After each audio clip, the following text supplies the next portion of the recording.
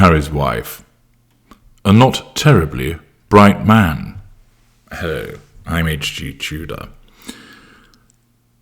It's important to understand what educated broadcasters have to say about the gruesome twosome, both in terms of her behaviour, vis-à-vis her narcissism, and also the behaviour of Prince Harry as a consequence of his innate traits and what he's being subjected to as the victim of a narcissist.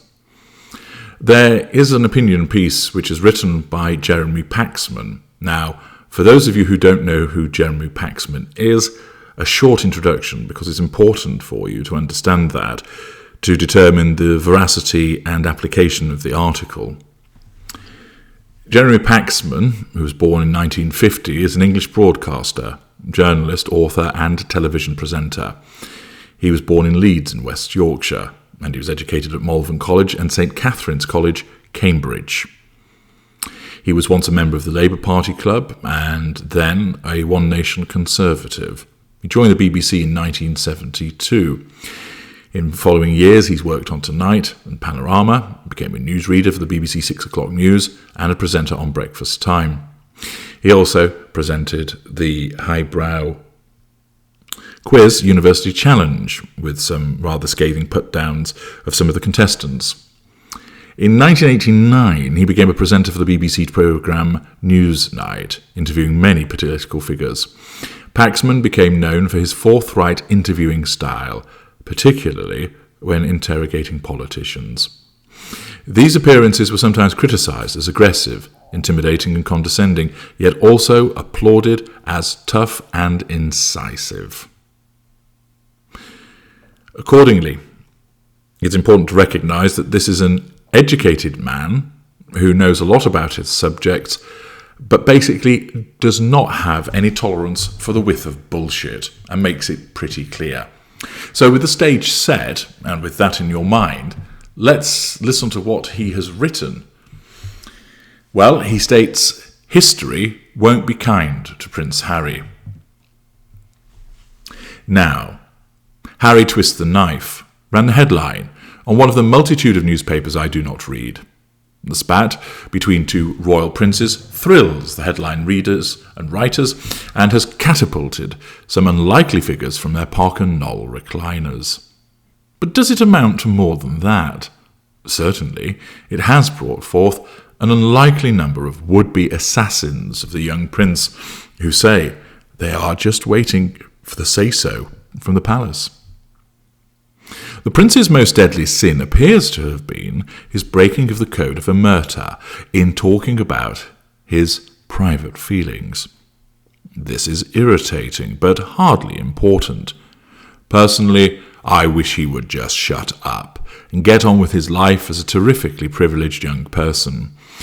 That is not to be, is allegedly, because there are said to be constitutional implications. This is rubbish. There are no constitutional implications at all. Just a series of moans from a very privileged young man who now says he found the role of spare irksome.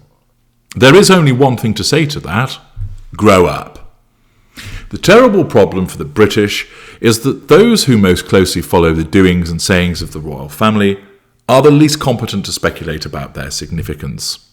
They are a most excitable bunch. When what is really needed is a person who will, in Willie Whitelaw's memorable words, wander about the country, stirring up apathy. Instead, some have become so hot under the collar that they have gone back to the 12th century historian William of Malmesbury, in case there is anything to be learnt from the death of William Rufus on the hunting field. The only relevance seems to have been that he too had been christened William, and also an elder brother. Harry's issues, the chipped dog bowl, broken necklace and so on, belong in a soap opera. Don't get me wrong, there's a lot to be said for soap operas, the best of which hold up a mirror to life. The tensions between the two brothers are instantly recognisable. In my own family, we were 3 brothers, and hardly a day went by without our mother or someone having to take one of us to casualty. Most emphatically, I am not saying I don't believe him, for I do. Even the selfish moans of our king sound authentic. But the strength of the monarchical system is that it is instantly intelligible to those who live under it, simply because we all grow up in families and understand that each contains different individuals who are intelligent, dim, sports mad, or DIY enthusiasts. Everyone can understand why King Charles will not be Queen Elizabeth II, whereas no one can quite understand how Donald Trump became president. It's not as if the system has not evolved since the Battle of Bosworth Field could deliver up 2 young princes to the Tower. It hardly bears comparison with the circumstances under which the 19-year-old Bertie, later Edward VII, surrendered his virginity to the actress Nellie Clifton while attending a British Army camp on the Curragh in Ireland. Victoria blamed Bertie for bringing back from Ireland the typhoid that killed her beloved husband, Albert. Given the passion that existed between Victoria and Albert, this is surely a more relevant example. But it did not stop Bertie becoming king and ruling as Edward VII. It is 25 years, a generation, since William and Harry's mother, Princess Diana, was killed in that horrific Paris car accident. There were plenty of people speculating that the monarchy could not survive the death. There were even absurdly stupid voices crying for the Royal Standard to be flown at half-mast above Buckingham Palace. It's more than 30 years since Prince Edward's folly in It's a Royal Knockout, which was also said to create a constitutional crisis. The institution survived, as it will flourish after this airing of dirty linen. Even the most fetishistically modern of Prime Ministers, Tony Blair, found that belief in monarchy was hardwired into the sort of people we are. Others will make the same discovery. There is, should we care to appreciate it, a lesson in all of this, that those who carry within them the spores of an ancient system cannot choose which spores to retain and which to discard. If you enjoy the baubles and uniforms, the patronages and the honorary colonelcies, the introductions to very minor celebs, the automatic deference, you must understand that a price has to be paid for them. Once the dust has settled, we shall all see this panto, complete with its attendant bits of interview, for what it is. The anguished exclamation of a not terribly bright young man who got the wrong end of a not very clean stick. Jeremy Paxman, in his usual erudite and educated manner, pointing out that the monarchy will survive, and that basically people will look back on this as they've looked back on the other supposed constitutional crises and think, what a dimwit he was, and he really got the wrong end of the stick.